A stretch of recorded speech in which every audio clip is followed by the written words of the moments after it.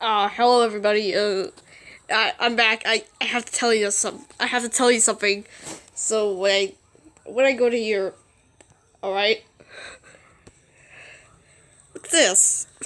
A white freaking screen. What the frick? I can't even. Whenever I tap on it, it doesn't work. How do you fix this? This happened to me before, though. How do you? What? I'm confused.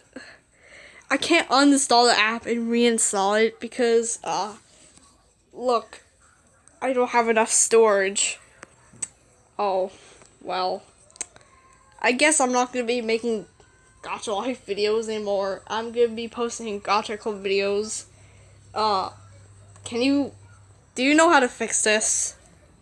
Yeah. If you do, please leave them down, please, please leave your tips down below. Yeah.